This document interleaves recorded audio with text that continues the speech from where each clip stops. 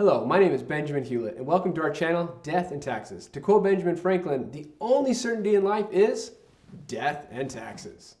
Today I want to teach you about long-term capital gains and how long-term capital gains can help you save money in your taxes. Now, before we get started in that, I have to describe what assets can be used in capital gains.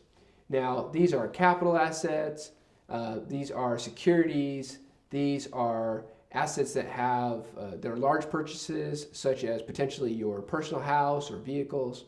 So anything that is a large purchase that holds value over time. Now, assets that wouldn't be considered would be something like inventory or small purchases that are insignificant. Those would not be considered for capital gain treatment. Now, long-term capital gains are so great because, again, long-term capital gains can be taxed at a zero rate. They can also be taxed at 15 and 20%. But even at 15 and 20%, those capital gains are less than your income tax rate if it was ordinary income. Now, these tax brackets do change over time, but currently, if you are single, then you don't pay any capital gains up to about $40,000 of income, $80,000 if you're married filing jointly. Again, this is estimates. But up to about $500,000 married filing jointly, and $425,000 will be taxed at the 15% rate. Anything above that would be taxed at the 20% rate. But again, those are less than those current rates. So they're given the preferential treatment. Now, if you don't hold an asset for 365 days, then it's not considered a long-term capital gain. It would actually be considered a short-term capital gain. And those short-term capital gains are just taxed at your ordinary rate. So there is no, again, preferential rate to those. So this is a great vehicle to save money on taxes if you can buy the right assets and hold them over time.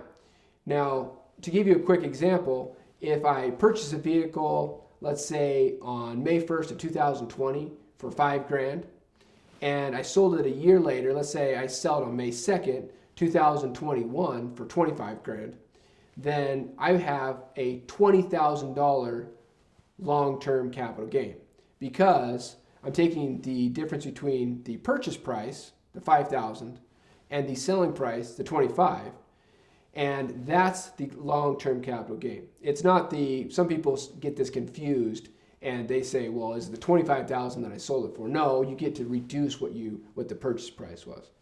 So you would pay only either 0, 15, or 20% on that $20,000. So that's the amazing thing about long-term capital gains. So if you have any questions about this, please write that in the comments. Give us a like on this video. Subscribe to our videos. We would absolutely love it. Thank you for watching Death and Taxes. Please watch the next video. This video has been brought to you by QuickTax Pro. If you want a tax professional like myself to prepare your taxes at a fraction of the cost and time, download QuickTax Pro. See the link in the description below.